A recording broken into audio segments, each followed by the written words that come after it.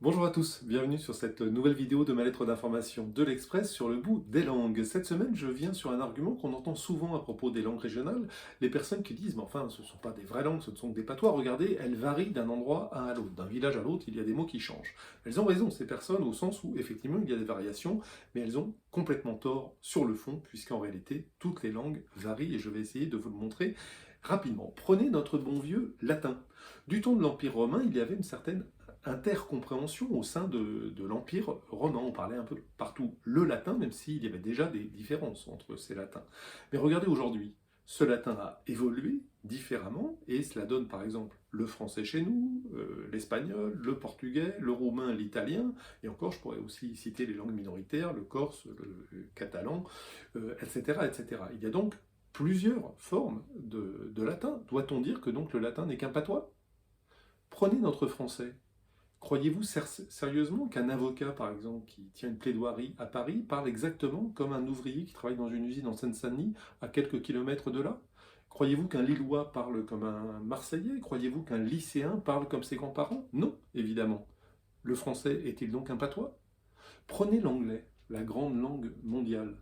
Pensez-vous que quelqu'un qui habite à Londres parle le même anglais que quelqu'un qui est en Écosse, et que ces deux-là parlent le même anglais qu'un Américain, qu'un Australien, qu'un Kényan? Non, évidemment.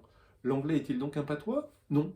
Bizarrement, on ne dit jamais que le français qui varie est un patois, que le latin qui varie est un patois, que l'anglais qui varie est un patois. Non, non, le terme patois est réservé exclusivement à nos langues régionales.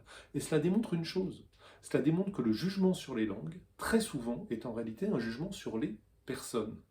Parce que les langues régionales, au bout d'un moment, ont été abandonnées par les bourgeoisies et conservées par les paysans, les ouvriers, les petits commerçants, les artisans, alors on a méprisé ces langues.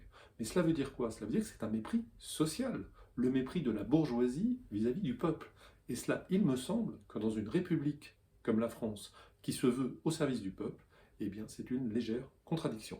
Voilà, plus de détails comme d'habitude dans la version écrite de ma lettre d'information. Pour la recevoir, c'est très simple, vous allez sur internet, vous tapez sur le bout des langues, vous recevez, vous indiquez votre adresse de messagerie et vous la recevrez gratuitement et automatiquement chaque mardi. Si vous la recevez déjà, pardonnez-moi de me répéter, mais c'est important, faites-la connaître autour de vous et demandez à vos contacts de s'y inscrire, je dis bien s'y inscrire, pas simplement la lire, puisque le nombre d'inscrits est le seul indicateur dont nous disposons pour savoir si ces sujets intéressent les lecteurs et s'il faut que nous continuions à publier des articles sur ce sujet.